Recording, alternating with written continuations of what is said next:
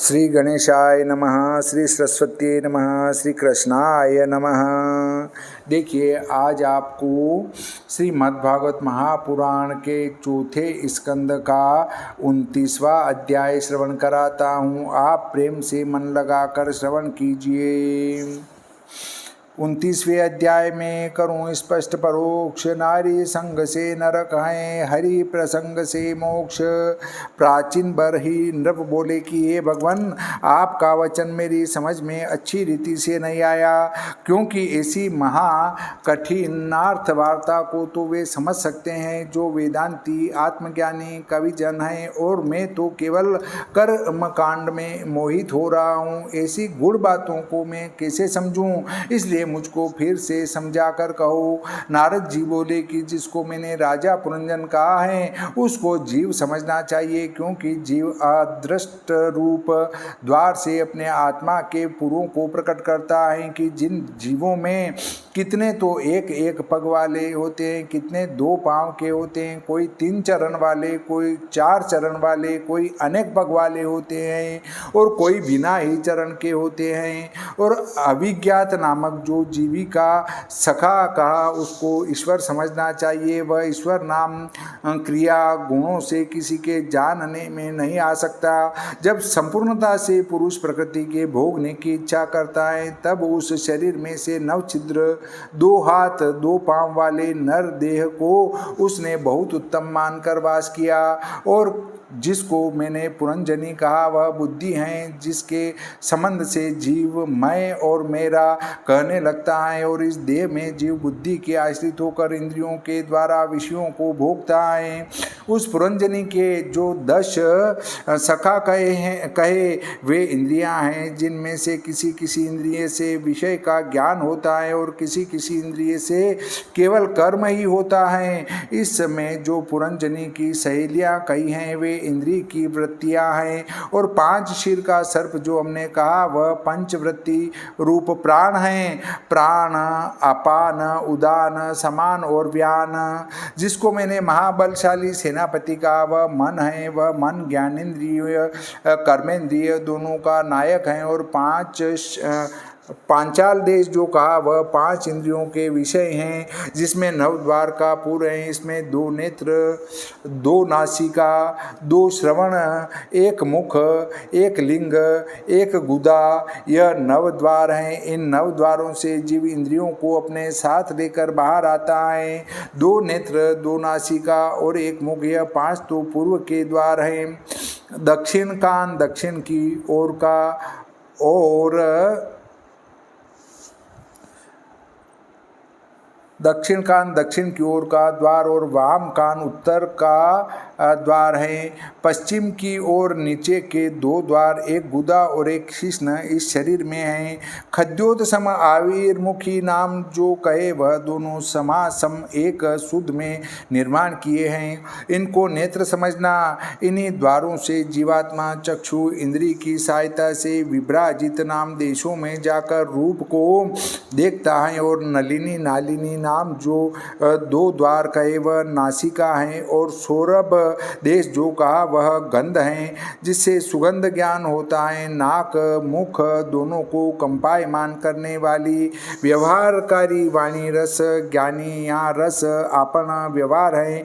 विचित्र अन्न बिहूपन है। वाणी और रसना यह दोनों परम मित्र हैं। बोलना उसका धर्म है, और भोजन का निवारण करने वाला, पितरों को बुलाने वाला दाहिना कान हैं, और देवताओं को बुलाने वाला बायां कान है। दक्षिण पांचाल देश प्रवृत्ति मार्ग का शास्त्र है, और उत्तर पांचाल देश निवृत्ति मार्ग का शास्त्र है। पितृयान और देवयान शास्त्र सुन। जैसे पितृलोक और देवलोक का वास होता है। आसुरी नाम जो पश्चिम द्वार कहा वह शिश्न है। वह नीचे का द्वार है, जिसने मैथुन करते हैं। वह मैथुन करने वाला ग्रामक लोग हैं। दुर्मद मित्र जो उपस्थ इंद्रिय हैं और निरति गुदा का देवता है। लुब्धक जो कहा वह पायु इंद्रिय हैं और वेश सदेश वह नरक हैं। लुब्ध जो अंधी इंद्रिय हैं वह मैं कहता हूँ अंध द्वार हाथ पांव दो हैं जिनसे यह पुरुष कर्म करता है और चलता है। जो अंतःपुर कहा वह हृदय है और उसमें जो दृष्टा कहा वह मन है, जिसके सत्व रज और तम से हृदय में प्रमाद हर्ष मोह उत्पन्न होता है और जीवात्मा सब जानता है तो भी बुद्धि के उन गुणों करके गुणों से युक्त होकर दर्शन स्पर्शन आदि जो कार्य बुद्धि करती है उन सब कर्मों को अपना कर्तव्य मानता है और स्वप्न में उसी के अनुसार विकार को प्राप्त होता है अथवा जागने पर भी उसी प्रकार इंद्रियों को बदलता रहता है। कभी विकारी होता है, कभी उसी प्रकार जो उपद्रष्टा जीव हैं वह उन वृत्तियों को करता रहता है। रथ जो कहा वह स्वप्न अवस्था का देह है। इंद्रिय रूप घोड़े जिसमें जुत रहे हैं। रथ की उग्र गति जो कही वह संवत्सर का वेग है जो किसी समय नहीं रुकता और दो पहिए जो कहे वह पुण्य और पाप हैं। तीन ध्वजा जो कही वे सत्व रज तम तीन गुण हैं। पांच बंधन जो कहे वह पांच प्राण हैं। रस्सी जो कही वह मन है। सारथी जो कहा वह बुद्धि है। बैठने का स्थान जो कहा वह हृदय है। जुआ जो कहा वह सुख दुख आदि द्वंद्व हैं। सामान जो कहा वह पांच विषय हैं। यवनी का जो कही वह सप्त धातु हैं। आकुति जो कही वह प्राणों की शक्ति है। रथ का पराक्रम जो कहा वह मृत रचना का दौड़ना है। उसके संग सेना जो कही वह एकादश इंद्रियां हैं और जो आखेट कहा वह पंच ज्ञानेंद्रियों का आनंद देने वाला है। और चंड वेग गंधर्व जो कहा वह महाप्रचंड वेग वाला संवत्सर है जिससे काल उपलक्षित होता है। 360 जो गंधर्व कहे वह संवत्सर के दिन हैं और 360 ही सांवली और गोरी जो उनकी स्त्रियां कही वह कृष्ण पक्ष और शुक्ल पक्ष के वर्ष भर की रात्रि तथा दिन हैं और ये दिन रात व्यतीत होके आयु का क्षय करती हैं। काल की सुता जिसका कोई भी सम्मान नहीं करता है वह जगत में वृद्धा अवस्था है। उस मृत्यु को लोगों का क्षय करने के लिए यवनेश्वर ने अपनी बहिन बनाया। उस मृत्यु के चारों ओर घूमने वाले सैनिक जो कहे वह आदि व्याधि उस यवन की सेना के वीर हैं और जो प्रज्वार कहा वह शीतोष्ण दो प्रकार का ज्वर समझना जो मृत्यु का भ्राता है और सब प्राणियों को पीड़ा देने में महाप्रचंड जिसका वेग है वह प्रज्वार नामक अनेक प्रकार का ज्वर है। ऐसे ऐसे अनेक प्रकार के आध्यात्मिक का अधिक त्रयताप क्लिश्यमान शरीर में शरीर ही तमोगुण में होकर ज्ञानी स्वयं निर्गुण होने पर भी अनेक प्रकार के दुखों को भोगता है। प्राण इंद्रिय मन में धर्म आत्मा में निश्चय करके निर्गुण जीव विषयों की तृष्णा के लव मात्र सुख का ध्यान कर सो जाता है और ममा अहम यह कर्म करता है। स्वयं परमात्मा रूप होने पर भी यह जीवात्मा जो कि परमात्मा परम गुरु वासुदेव भगवान है उनको जानकर भी अविद्या की प्रकृति के गुणों में आसक्त हो जाता है।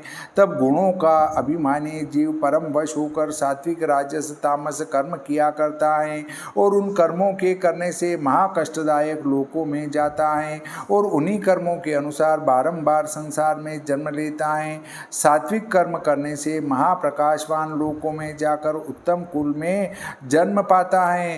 राजस कर्म करने से महादुखदायक लोक में परिश्रम से पूरित मध्यम मंच में जन्म लेता है और तामस कर्म करने से महादुखदायक लोक में अज्ञान और क्लेशकारी लोगों के घर में उत्पन्न होता है।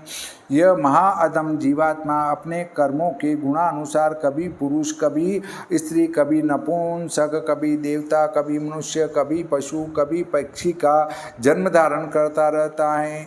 जैसे भूखा श्वान दीन होकर घर घर में भटकता फिरता है, कहीं तो अच्छे से अच्छा भोजन खाता है और कहीं मार खाता है, अपने भाग्य के अनुसार भोग भोगता है। ऐसे ही कामासक्त हृदय वाला जीव स्वर्ग पृथ्वी और अंतरिक्ष में ऊंच नीच जाति में भ्रमण करता हुआ प्रारब्धानुसार सुख दुख पाता रहता है। कष्ट के दूर करने का सच्चा उपाय तो संपूर्ण है ही नहीं, और जो किया भी जाए तो भी देव से भूत से आत्मा हेतु से किसी रीति से भी जीविका वियोग नहीं हो सकता। जैसे बहुत बोझ के भार को मनुष्य सिर पर धर कर चलता है, जब सिर दुखने लगता है तब उस भार को कंधे पर धर लेता है, परंतु वह सब भार शरीर पर ही। ऐसे ही दुख दूर करने के जो उपाय हैं वे भी दुख रूप ही हैं। इसलिए यह प्राणी दुख से कभी छूट नहीं सकता। दुख के जड़भूत जो कर्म ही ठहरे वे कर्म और कर्म करने से कभी नहीं छूट सकते, क्योंकि कर्म केवल ज्ञान रहित और वासना सहित हैं। इसलिए जैसे अपने दूसरे कर्मों को यथार्थ रीति से दूर नहीं कर सकता, जैसे एक स्वप्न में दूसरा स्वप्न दिखता है तो वह पहला स्वप्न दूसरे स्वप्न को यथार्थ रीति से दूर नहीं कर सकता, इसी प्रकार एक कर्म और उसका दूर करने वाला दूसरा कर्म, यह दोनों अज्ञान जन्य होने के कारण एक रूप होने से उसमें का एक कर्म दूसरे कर्म को दूर नहीं कर सकता। यद्यपि स्वप्न झूठा है तो भी उपाधि रूप मन की जब तक स्वप्नावस्था रहती है तब तक वह उपाधि मिट नहीं सकती। ऐसे यह संसार संपूर्ण मिथ्या है तो भी चित्त में जब तक विषयों का ध्यान बना रहता है तब तक वह किसी रीति से मिट नहीं सकता। इसलिए अज्ञान जो महाबलवान है, जिसके हेतु परम पुरुषार्थ रूप आत्मा अखंड प्रवाह रूप संसार हुआ है, उस अज्ञान का विध्वंस परम गुरु रूप भगवान की भक्ति से ही हो सकता है। वासुदेव भगवान में अत्यंत प्रीति से दृढ़ भक्ति योग किया जाए तो उससे ज्ञान और वैराग्य दोनों उत्पन्न होते हैं। हे राजर, से भक्ति योग का मुख्य कारण केवल अच्युत भगवान की कथा है। इसलिए जो पुरुष श्रद्धा सहित भगवान वासुदेव की कथा सुनते हैं और निरंतर अपने चित्त में ध्यान करते हैं, उनको स्वल्प काल में भक्ति योग प्राप्त हो जाता है। हे राजन, भगवत भक्त निर्मल अंतःकरण वाले साधु भगवत के गुणानुवाद श्रवण व कीर्तन में जिनका चित्त लगा रहा है, ऐसे महात्मा सज्जन पुरुष जहाँ होते हैं वहाँ मधु दैत्य के मारने वाले श्री कृष्ण चंद्र आनंद कंद के चरितामृत की नदियाँ सब और बहती रहती हैं। हे राजन, इन सुधा रूप नदियों का जल जो पुरुष छल छिद्र रहित होकर सावधानता से श्रवण द्वारा पान करते हैं और तृप्त नहीं होते, उन भक्त जनों को क्षुधा पिपासा भय शोक मोह कोई भी स्पर्श नहीं कर सकता। बिना सत्संग के यह जीव सदा दुखी रहता है। यह बातें सब स्वभाव से होती हैं। स्वाभाविक क्षुधा त्रसादिक उपद्रवों से आलसी पुरुषों के लिए हरि कथा अमृत रस की प्राप्ति होनी महाकठिन है, और अहंकारी पुरुष भगवान वासुदेव की कथा रूप अमृत के सागर में पहुंचकर भी प्रेम रूपी सुधा का पान नहीं कर सकता। प्रजापतियों के पति साक्षात ब्रह्मा जी, भगवान शिव जी, मनु दक्षादिक प्रजापति, सनक सनंदनादिक नैष्ठिक ब्रह्मचारी, मरीचि अत्रि अंगिरा पुलस्त्य पुलह कृतु भृगु वशिष्ठ और में भगवत कथा में जो कि ब्रह्मचारी अब तक वेद वाणियों के वक्ता तप विद्या समाधि करके सबके देखने वाले परमेश्वर को देख रहे हैं तो भी उसको जान नहीं सकते हैं, क्योंकि वेद का विस्तार और उनकी महिमा अपरंपार है और कोई अर्थों का भी पार नहीं पाता। इसलिए वेदवादी जो महात्मा पुरुष हैं वे वेद के मंत्रों में कहे हुए चिन्ह वाले इंद्रादिक देवताओं की कर्म के आग्रह सहित भक्ति करते हैं। उनको भी पर ब्रह्म परमात्मा का ज्ञान होना महाकठिन है। इसलिए हृदय में चिंतन करने से जिस समय भगवान आत्मा से भावित जिस पर अनुग्रह करते हैं तब वह पुरुष जगत के व्यवहार और कर्म कांड को त्याग वेद मार्ग में लग जाता जाता है। हे प्राचीन बर्हिष्मन, इसलिए यज्ञाधिक सकाम कर्म अज्ञान से सत्य के समान प्रतीत होते हैं और उनके फलादेश सुनने से कानों को प्रिय लगते हैं। ऐसे कर्म में परमार्थ दृष्टि मत करो, वे कर्म केवल श्रोत्र इंद्रिय स्पर्शी हैं। सिद्धांत वस्तु के स्पर्श करने वाले ये कर्म नहीं हैं। वे लोग अपने लोक को नहीं जानते जहाँ भगवान जनार्दन देव विराजमान हैं। धूम्र समान बुद्धि वाले लोग कहते हैं कि वेद का तात्पर्य केवल कर्मों पर है। वे मूर्ख वेद के तात्पर्य को न जानकर अकर्म वेद को सकर्म करते हैं। तुझको किंचन मात्र अभिज्ञान नहीं, क्योंकि पूर्व की ओर जिनको अग्रभाग वाले कुशाओं को बिछाकर समस्त भूमंडल पर अनेक यज्ञ किए और महाभिमानी बन अनेक पशुओं का वध किया, और तू ऐसा मूर्ख बन गया कि यथार्थ कर्म और सत्य धर्म को नहीं जाना। इसीलिए भगवान तुझसे प्रसन्न नहीं हुए। जिस कर्म से भगवान प्रसन्न हो वही सत्य कर्म है, और जिससे परमात्मा में मन लगे वही सत्य विद्या है। वही वर्ण उत्तम है, वही कुल श्रेष्ठ है, वही आश्रम शुभ है, जिसमें भगवत भक्त होते हैं। श्री नारायण ही सब देहधारियों के आत्मा है। आप ही प्रकृति के ईश्वर हैं। इसलिए उन्हीं के चरण कमल की शरणागति लेने से पुरुषों को अनेक प्रकार के मंगल और सिद्धियां होती हैं। हे भगवान सबके प्रियतम आत्मा हैं और उनकी भक्ति में किसी प्रकार का अणुमात्र भी भय नहीं होता। जो लोग इस प्रकार परमेश्वर को जानते हैं वे ही जगत में विद्वान हैं, और जो पुरुष विद्वान हैं वे ही गुरु हैं, वे ही भगवान हैं। नारद जी बोले कि हे पुरुष श्रेष्ठ, तूने मेरे कहे हुए इतिहास का जो स्पष्टार्थ पूछा वह मैंने भिन्न भिन्न कर तुझसे कहा। अब मैं वह गुह्य सुंदर वार्ता तुझसे कहता हूँ जो इस विषय में पूर्ण निश्चय की हुई है। तुम मन लगा कर सुनो। एक और प्रकार से जीव का वर्णन करते हैं, सो सुनो। तुच्छ पदार्थ का चरने वाला मृग पुष्पोद्यान स्त्री के साथ उसी में मतवाला हो रहा है, और ब्रह्मरागणों के गाने से उसके कान लुभा रहे हैं। सम्मुख भेड़िए के समान दिन पक्ष मासाधिक काल के विभाग तेरी आयु के भक्षण के लिए उपस्थित हैं, और तू उनको कुछ नहीं समझता और बैठा आहार विहार कर रहा है, और पीछे व्याध रूप काल धनुष बाण लिए तेरे हृदय को वेदन करने के लिए बैठा है।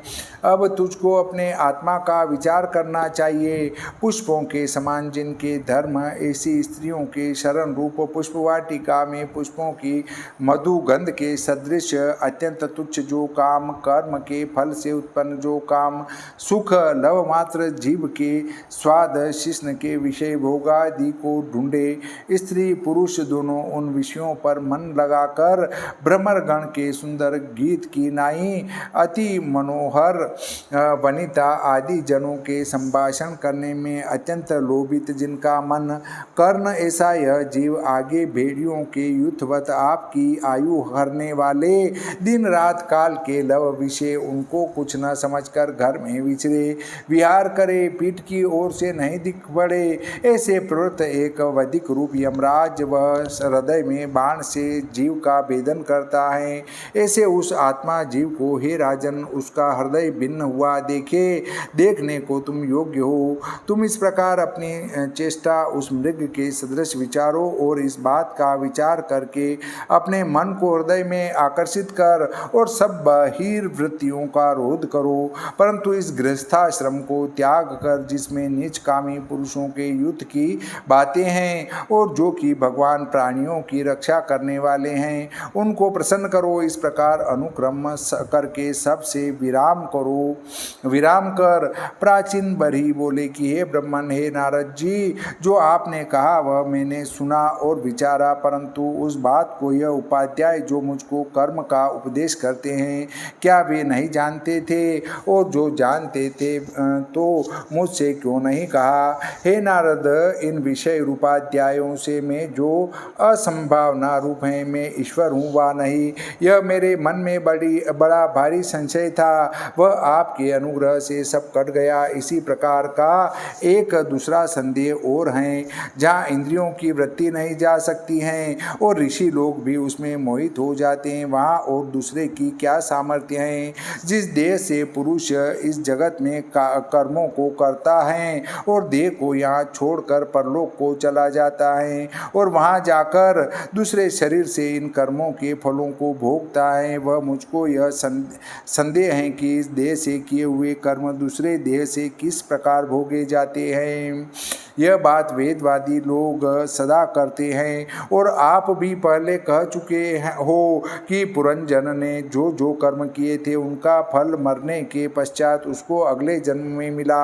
वह आपका कहना सत्य है, परंतु इसमें मुझको बड़ा संशय है, क्योंकि कर्म करने वाले को कर्म का फल मिलना चाहिए, परंतु दूसरे शरीर के किए कर्मों के भोग को दूसरा शरीर भोगे, यह कहना आपका किसी प्रकार संभव नहीं। जो शरीर कर्मों को करे उसी शरीर को उसका फल मिलना चाहिए, और जिस शरीर ने कर्म किए ही नहीं उसको उसका फल मिलना यह महा अन्याय है और धर्म के विरुद्ध है। फिर मुझे एक संशय और बड़ा भारी है कि पुरुष वेद विरुद्ध जो कर्म करता है वह तो किंचित काल में ही अदृश्य हो जाता है, जैसे कोई अग्नि में हवन करे और वहाँ जितनी देर तक हवन करता रहेगा वह उतनी ही देर तक दृष्टि आता रहता है और हवन होने के पश्चात वह थोड़े ही काल में अदृष्ट हो जाता है। जो कर्म छिप गया अथवा नष्ट हो गया उसका फल परलोक में मिले, यह बात किसी प्रकार से मेरी समझ में नहीं आती। फिर संदेह किस प्रकार से शमन हो सकता है। श्री नारद जी बोले कि कर्तृत्व और भोक्तृत्व स्थूल देह को कुछ नहीं है, क्योंकि लिंग शरीर अर्थात जिसमें मुख्य है वह अंतःकरण है। यह अंतःकरण स्थूल देह के साथ नष्ट हो नहीं होता, वरन एक स्थूल देह का नाश होकर दूसरा जो स्थूल शरीर मिलता है उसमें वही अंतःकरण रहता है। इसलिए जिस अंतःकरण ने एक स्थूल शरीर में कर्म किया था वही अंतःकरण दूसरे स्थूल शरीर के कर्म का भोग पुरुष भोगता है। अब हम लिंग शरीर को स्वप्न दृष्टांत से स्पष्ट दिखलाते हैं, परंतु उसमें वास्तविक रीति से भोक्तत्व अंतःकरण का और वह अंतःकरण जागृत अवस्था के शरीर में जो था वही स्वप्न के शरीर में है। इसलिए मैं तुम्हारे सम्मुख वर्णन करता हूँ कि जैसे अपने जीते जी ही पृथक पृथक शरीर प्राप्त होते हैं परंतु उस शरीर में भोक्ता नहीं फिरता, ऐसे ही मरण पश्चात शरीर बदल जाने पर भी उसमें भोक्ता जो अंतःकरण है वह नहीं पलटता। जागृत अवस्था में मन के अंतर संस्कार रूप से जो कर्म लगे हुए हैं वे ही स्वप्न अवस्था में दूसरा शरीर प्राप्त होने पर भोगने पड़ते हैं। इसी प्रकार एक अंत में अंतःकरण के अंतर संस्कार रूप से जो कर्म लगे हुए हों वे ही कर्म दूसरे जन्म में भोगने पड़ते हैं। सबकी जड़ तात्पर्य यह है कि स्थूल शरीर को कर्तृत्व नहीं है, क्योंकि अंतःकरण जो कर्म करने वाला है उसमें यह स्थूल शरीर केवल द्वार रूप है। यह अंतःकरण अनेक पुत्रादिकों के स्थूल शरीर में स्नेह रखता है कि यह मेरा पुत्र है, यह मेरा पौत्र है, और अपने स्थूल शरीर में भी ब्राह्मणत्व व क्षत्रियत्व आदि का घमंड कर बैठता है। तो इससे यह भली प्रकार विदित होता है कि अंतःकरण के केवल अभिमान करने का जड़ स्थान स्थूल शरीर है, परंतु इस बात से स्थूल शरीर का कर्तापन निश्चय नहीं हो सकता। वास्तविक कर्ता अंतःकरण ही है और अंतःकरण ने जिस शरीर में अहंकार किया हो उसी शरीर में रहकर किए हुए कर्म से अंतःकरण करके ही कारण पुनर्जन्म होता है। इस बात से यह निश्चय हुआ कि कर्ता भी अंतःकरण ही है और भोक्ता भी अंतःकरण ही है। कर्म का नाश हो जाना यह बात मुक्ति से विरुद्ध है और जन्म का कर्म किसी प्रकार नहीं मिटता, यह बात युक्ति से निश्चय होती है। सब इंद्रियों के अपने अपने विषयों के संग एक काल में मेल होने पर भी उन सब विषयों का ज्ञान अपने आप को एक संग नहीं हो सकता। इससे यह अनुमान जान पड़ता है कि इंद्रियों का अधिष्ठाता भी कोई वस्तु अवश्य है, उसी का नाम मन प्रसिद्ध कर रखा है।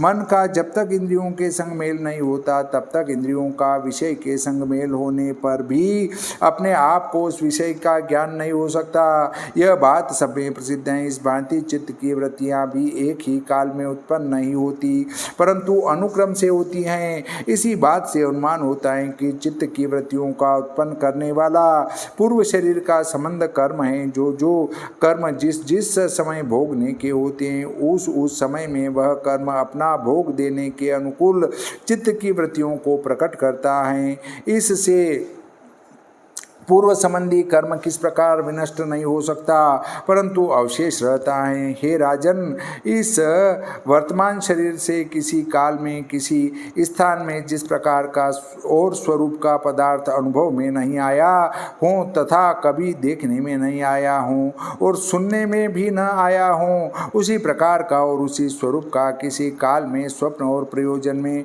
अपने मन में आता है। यह तो सब बात से अवश्य मानना पड़ता है कि पूर्व जन्म में उस पदार्थ का वैसा अनुभव अवश्य हुआ होगा, क्योंकि जिस वस्तु को कभी नहीं देखा हो वह वस्तु चित्त में कभी नहीं भासती। इस बात से उसका अनुभव करने योग्य पूर्व शरीर होने का अथवा पूर्व शरीर का और इस शरीर का चित्त एक होने का और पूर्व शरीर के कर्मों का संस्कार मन में लगे रहने का ठीक ठीक निश्चय होता है। वर्तमान समय में होने वाला प्राणी पूर्व जन्म उच्च योनियों में था व नीच योनियों में, और अब अगला जन्म उच्च योनि में होगा अथवा नीच योनि में। यह बात भी भली बुरी चित्त की वृत्तियों से जानी जा सकती हैं। इस बात से भी जान पड़ता है कि पूर्व जन्म था और आगे को जन्म लेना पड़ेगा, क्योंकि मनुष्य का मन जो है उसी को पूर्व रूप कहते हैं। तुम्हारा कल्याण होगा अथवा न होगा ऐसे जान लेना। इस विषय में मनुष्य अनेक अनेक प्रकार का तर्क वितर्क करते हैं। जो पूर्व जन्म में देखी हुई वस्तु इस जन्म में स्वप्न के देखने में आती हों तो वह वस्तु किसी काल में भी देखने के योग्य नहीं फिर वह वस्तु स्वप्न में कैसे दिख सकती हैं। स्वप्न में तो कभी पहाड़ के शिखर पर समुद्र दिखाई देता है, दिन में तारे दृष्टि आते हैं और अपना शीश भुजा कटी हुई दिख पड़ती है। यह क्या कारण है? इसका प्रत्युत्तर यह है कि समुद्र तो पृथ्वी पर है और तारा रात्रि में ही है, और अपनी कटी हुई भुजा शीश का प्रतिबिंब पानी व तेला दिख में देखना यह यथार्थ है। वहाँ पहाड़ के शिखर रूप स्थल का, दिवस रूप काल का और संग्रामादिक क्रिया का जो भेद है वह केवल निद्रा आदि का दोष है।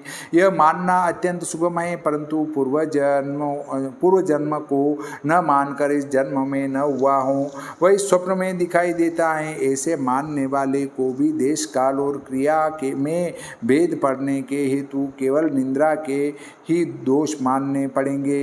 इस विषय में जिनकी प्राप्ति न हो वह दोनों पक्षों में समान है, इसलिए प्रतिपक्ष वाले का तर्क करना संपूर्ण अयोग्य है। जो पुरुष महादरिद्र हों वह भी कभी स्वप्न में अपने आप को चक्रवर्ती राजा के समान देखता है, परंतु इस बात में कुछ असंभव नहीं है, क्योंकि सब इंद्रिय गोचर क्रम के अनुसार मन में समूह के समूह आते हैं और भोगने के पश्चात चले जाते हैं, और सब प्राणी मन सहित ही आते जाते हैं। कोई मनुष्य मन रहित हो जाए ऐसा नहीं हो सकता, परंतु सब प्राणी मन वाले हैं, और जब मन वाले हैं तो मन में अनुक्रमानुसार पदार्थों का प्रवेश होना निश्चित है। इसलिए संपूर्ण वस्तु का अनुभव न हुआ हो ऐसा वस्तु कोई भी नहीं है। सबके पदार्थ अनुभव में आते हैं, केवल इतना ही कहने से पूर्ण नहीं होता, क्योंकि किसी किसी समय सब पदार्थ एक संग ही देखने में नहीं आते।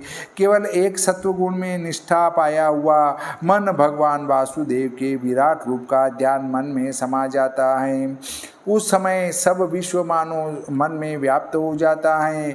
यह ऐसे विदित होता है, यद्यपि राहु अदृश्य है तो भी चंद्रमा के संबंध में जब आता है तो स्पष्ट दिखाई देता है।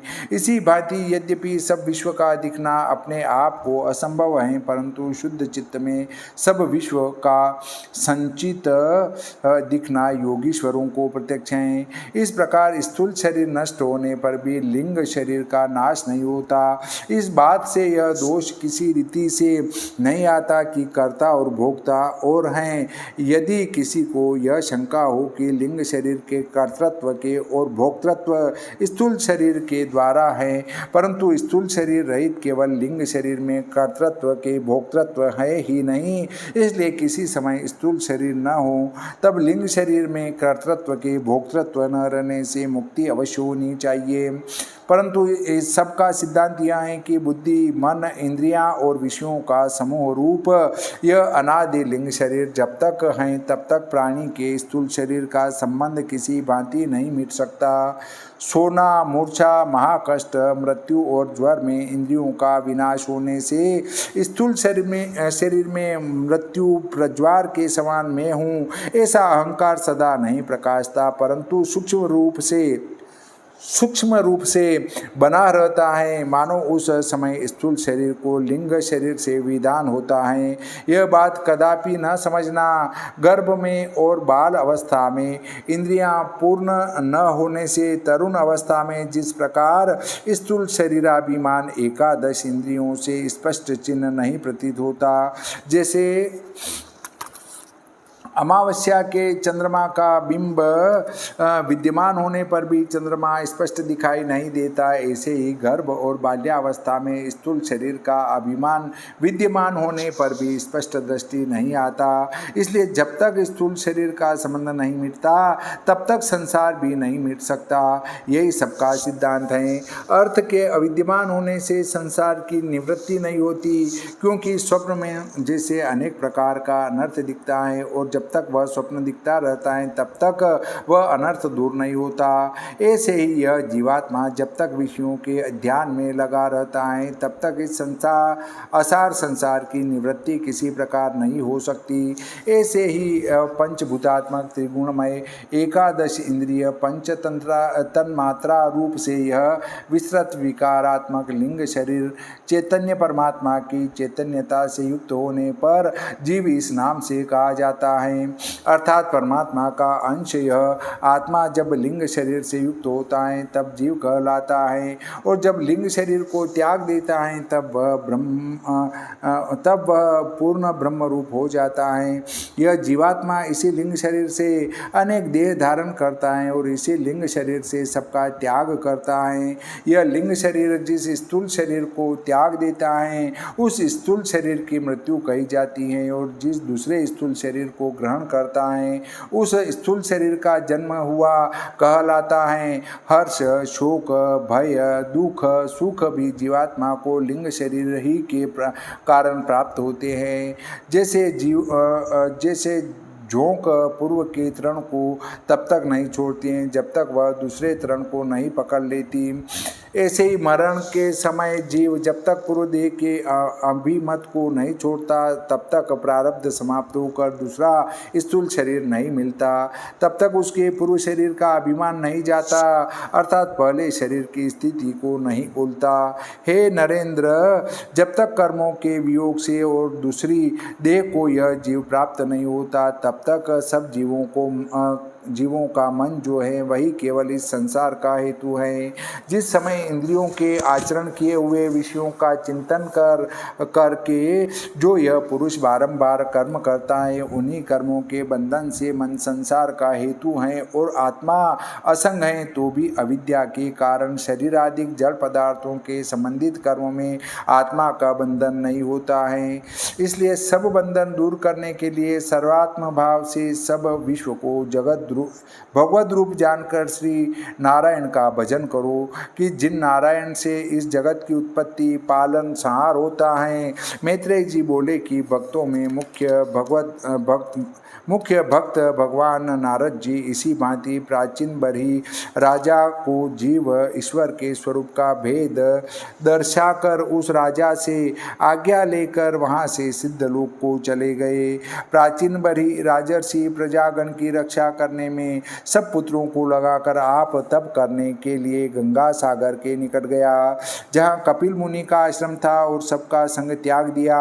वहाँ जाकर वह महावीर एकाग्रचित्त कर गोविंद भगवान के पदाम्बुज का भक्ति भाव से भजन कर मुक्त संग हो वह राजर्षि मोक्ष को प्राप्त हुआ। मैत्रेय जी बोले कि हे अनग, यह अध्यात्म परोक्ष देवर्षि से वर्णित आत्मज्ञान संबंधी आख्यान को जो सुनेंगे व सुनाएंगे वे दोनों लिंग शरीर से मुक्त हो जाएंगे।